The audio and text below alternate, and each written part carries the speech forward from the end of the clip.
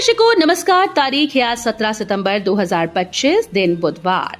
हिंदी तिथि आश्विन माह कृष्ण पक्ष एकादशी। आइए नजर डालते हैं हमारे प्यारे राज्य उत्तराखंड की तमाम बड़ी खबरों पर। वीडियो शुरू करने से पहले कमेंट बॉक्स में जय हिंद लिखकर हमें सपोर्ट करें। तो चलिए शुरू करते हैं। पीएम मोदी और अमित शाह ने सीएम धामी से की बात, हर संभव मदद का दिया आश्वासन। उत्तराखंड में भारी बारिश से उत्पन्न स्थिति को देखते हुए प्रधानमंत्री नरेंद्र मोदी और केंद्रीय गृह मंत्री अमित शाह ने मुख्यमंत्री पुष्कर सिंह धामी से फोन पर बात की और विस्तृत जानकारी ली। उन्होंने प्रदेश को हर संभव सहायता का आश्वासन देते हुए कहा कि केंद्र सरकार आपदा की इस घड़ी में उत्तराखंड के साथ मजबूती से खड़ी है। मुख्यमंत्री पुष्कर सिंह धामी ने प्रधानमंत्री और गृह मंत्री का आभार व्यक्त करते हुए कहा कि उनके मार्गदर्शन और सहयोग से राज्य में राहत कार्य और भी तेजी से किए जाएंगे। उत्तराखंड ग्रुप सी के 416 पदों पर 21 सितंबर को होगा एग्जाम। जानिए प्रवेश पत्र डाउनलोड करने का तरीका। उत्तराखंड अधीनस्थ सेवा चयन आयोग पटवारी, लेखपाल और वीडियो परीक्षा 21 सितंबर को होने वाली है। आयोग ने इस परीक्षा के लिए एडमिट कार्ड भी जारी कर दिए। जिन अभ्यर्थियों ने अभी तक प्रवेश पत्र डाउनलोड नहीं किया वे आधिकारिक वेबसाइट से डाउनलोड कर सकते हैं। इस भर्ती अभियान के तहत संगठन में 416 पदों को भरा जाएगा। इसमें से सचिवालय में सहायक समीक्षा अधिकारी के 3, आयोग में व्यक्तिगत सहायक के 3, महिला कल्याण विभाग में सहायक अधीक्षक के 5 पद भरे जाएंगे। राजस्व विभाग में पटवारी के 119 और लेखपाल के 61 पद हैं। ग्राम्य विकास विभाग में ग्राम विकास अधिकारी के 205, पंचायती राज विभाग में ग्राम पंचायत विकास अधिकारी के 16 और पर्यटन विकास परिषद में स्वागती के 3 और सहायक स्वागती के 1 पद के लिए भर्तियां की जाएंगी। काली मंदिर टनल के पास फिर हुआ भूस्खलन। रेलवे ट्रैक पर मलबा गिरने से ट्रेन की आवाजाही बाधित। हरिद्वार के भीमगोड़ा में काली मंदिर टनल के पास अचानक से भूस्खलन हो गया, जिससे रेलवे ट्रैक पर भारी मात्रा में मलबा और पत्थर आ गए। रेलवे ट्रैक बाधित होने से हरिद्वार, देहरादून, ऋषिकेश आने जाने वाली ट्रेन की आवाजाही प्रभावित हुई। सूचना मिलते ही रेलवे की टीम, आरपीएफ और जीआरपी मौके पर पहुंची और ट्रैक से मलबा हटाने का कार्य शुरू किया। देर रात तक ट्रैक की सफाई और मरम्मत का काम पूरा होने की संभावना है। 1 महीने बाद खुले रास्ते, पहुंचे श्रद्धालु। मां यमुना के जयकारे लगाते हुए पहुंचे यमुनोत्री धाम।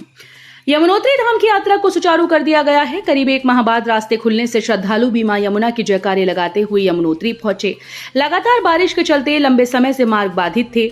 यमुनोत्री हाईवे के कई हिस्सों के बंद थे। फूलचट्टी से लेकर यमुनोत्री धाम तक रिमझिम बारिश के बीच श्रद्धालु मां यमुना के जयकारों के साथ आगे बढ़ते रहे। लघु उद्योगों को बढ़ावा देने को सिंगल विंडो का हो पालन, उद्यमियों ने गिनाई समस्याएं। रुद्रपुर में जेसिस पब्लिक स्कूल ऑडिटोरियम में एमएसएमई फॉर भारत के क्षेत्रीय कॉन्क्लेव में उद्यमियों ने अपनी समस्याएं रखी और उनके समाधान के लिए सुझाव दिए। यूपी और उत्तराखंड में शुल्क की असमानता, लाइसेंस सिस्टम की दिक्कतें, नियमों की जटिलता, पंजीकरण में मुश्किलों जैसे मुद्दों पर अपनी राय रखी। जैन इंडस्ट्री के एमडी पुष्कर राज जैन ने कहा कि बड़े उद्योगों की तरह छोटे व मझोले उद्योगों के लिए नियमों में सरलीकरण की आवश्यकता है। लघु उद्योगों को बढ़ावा देने से कारोबार से लेकर रोजगार के अवसर बढ़ेंगे। इससे देश की अर्थव्यवस्था को और मजबूती मिलेगी। सूक्ष्म, लघु व मध्यम उद्योगों के लिए सिंगल विंडो की आवश्यकता है ताकि उद्यमियों को विभागों नियमों में उलझकर चक्कर ना काटने पड़े।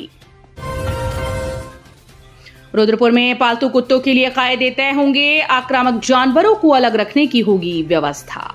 रुद्रपुर नगर निगम जल्द ही कुत्तों के लिए स्टैंडर्ड ऑपरेटिंग प्रोसीजर बनाएगा। निगम क्षेत्र में लावारिस कुत्तों के बधियाकरण के साथ ही उनको एंटी रेबीज इंजेक्शन लगाने के बाद पहचान के लिए बाएं कान पर कट लगाए जाएंगे। नगर निगम एसओपी को जल्द बोर्ड से पास कराकर नियम बनाएगा। लावारिस कुत्तों को लेकर सुप्रीम कोर्ट ने सभी नगर निकायों को नियम बनाने के निर्देश दिए थे। नगर क्षेत्र के लावारिस कुत्तों को एंटी रेबीज के इंजेक्शन लगाने के साथ ही बधियाकरण करने, भोजन देने के लिए स्थान चिन्हित करने और आक्रामक कुत्तों को अलग रखने की व्यवस्था करने के आदेश दिए गए थे। नैनीताल के माथे पर चिंता की दरारें। लोअर मॉल रोड 6 माह के लिए बंद, इस वजह से नहीं चल सकेंगे वाहन। नैनीताल नगर की पहचान लोअर मॉल रोड पर फिर संकट आ खड़ा हुआ है। 7 साल बाद रोड के 15 मीटर नए हिस्से में दरार व 1 फीट धंसाव के कारण विभाग ने एहतियातन सड़क पर बैरिकेडिंग कर संवेदनशील क्षेत्र में आवाजाही बंद कर दी। विभाग का कहना है कि 200 मीटर हिस्सा आगामी 6 महीने तक स्थायी ट्रीटमेंट कार्य के चलते बंद रहेगा। सड़क की अनदेखी से लोगों में गुस्सा है। वर्ष 2018 में लोअर माल रोड का लगभग 25 मीटर हिस्सा टूटकर झील में समा गया था। लगभग 1 माह के बाद सड़क का जियो बैग व जीआई पाइप की मदद से 82 लाख से अस्थायी ट्रीटमेंट किया गया। इस बीच लगभग 1 माह तक सड़क पर यातायात भी ठप रहा था। सड़क के स्थायी ट्रीटमेंट के लिए कई विशेषज्ञों ने अध्ययन किए। लोनीवी ने टीएचडीसी को नए सिरे से सड़क के स्थायी ट्रीटमेंट करने का प्रस्ताव दिया। बीते वर्ष टीएचडीसी के विशेषज्ञों के अध्ययनों के बाद लगभग 4 करोड़ की डीपीआर बनाकर शासन को भेजी। उत्तराखंड में आपदा प्रभावित मालदेवता पहुंचे सीएम धामी, स्थिति का लिया जायजा, अधिकारियों को दिए गए निर्देश। उत्तराखंड के मुख्यमंत्री पुष्कर सिंह धामी ने मंगलवार को अतिवृष्टि से प्रभावित देहरादून जनपद के मालदेवता क्षेत्र एवं केसरवाला का स्थलीय निरीक्षण कर वहां की स्थिति का जायजा लिया। इस दौरान उन्होंने प्रभावित क्षेत्रों में राहत व बचाव कार्यों की गति तेज करने के निर्देश अधिकारियों को दिए और स्थानीय नागरिकों को हर संभव सहायता उपलब्ध कराने का आश्वासन दिया। मुख्यमंत्री ने कहा कि अतिवृष्टि के कारण प्रदेश के विभिन्न क्षेत्रों में सड़कों, पुलों और सरकारी संपत्तियों को भारी नुकसान पहुंचा है, जिससे आमजन के जीवन पर व्यापक प्रभाव पड़ा है। देहरादून में वन तस्करों की खैर नहीं, बैरियर्स पर लगे कैमरे और माइक्रोफोन से होगी 24/7 निगरानी। कुमाऊं के सबसे पुरानी फॉरेस्ट डिवीजन कहे जाने वाले हल्द्वानी वन प्रभाग से जुड़े बैरियर्स की अब लाइव निगरानी की जाएगी। कैमरों में माइक्रोफोन भी लगाए गए हैं। कंट्रोल रूम में तैनात कर्मचारी को अगर किसी संदिग्ध वाहन की जानकारी मिली तो तुरंत सभी बैरियर को चेकिंग के निर्देश भी जारी हो जाएंगे। इसके अलावा वायरलेस की मदद से रेंज कार्यालय से लेकर दुर्गम क्रूज स्टेशन तक भी जानकारी पहुंचाई जाएगी। इसके अलावा सूचना तंत्र को मजबूत करने में आसानी होगी। बैरियर पर तैनात कर्मचारी के ड्यूटी के दौरान लापरवाही बरतने पर कार्रवाई होने में भी देर नहीं लगेगी। देहरादून से बेंगलुरु के लिए नई उड़ान शुरू, सीएम धामी ने किया शुभारंभ। देहरादून हवाई अड्डे पर एयर इंडिया एक्सप्रेस की नई उड़ान का शुभारंभ मुख्यमंत्री पुष्कर सिंह धामी ने किया। वो उड़ान प्रतिदिन शाम 4 बजे देहरादून एयरपोर्ट पहुंचेगी और 4:30 बजे बेंगलुरु के लिए रवाना होगी। पहले दिन इस विमान में 143 यात्री देहरादून पहुंचे, जबकि यहां से 115 यात्री बेंगलुरु के लिए रवाना हुए। जमीन अधिग्रहण पर अब मिलेगा 3 गुना मुआवजा, देहरादून के 9 गांवों को मिलेगा लाभ। लंबे समय से मुआवजा दरों में समानता और न्याय की मांग कर रहे लखवाड़, व्यासी और त्यूणी ब्लासू जल विद्युत परियोजना प्रभावित परिवारों को बड़ी राहत मिल गई।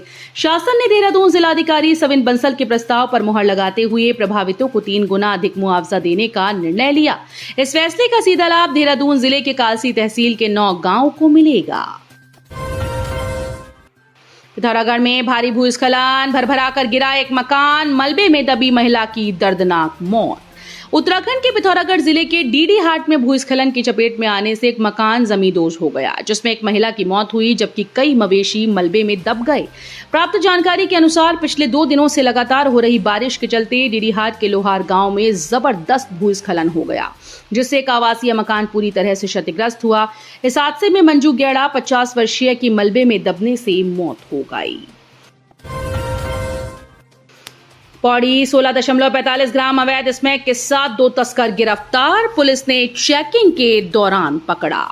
नशा मुक्त देवभूमि उत्तराखंड अभियान के अंतर्गत मंगलवार को पौड़ी गढ़वाल पुलिस ने 2 नशीले पदार्थ तस्करों को गिरफ्तार कर उनके पास से स्मैक बरामद की।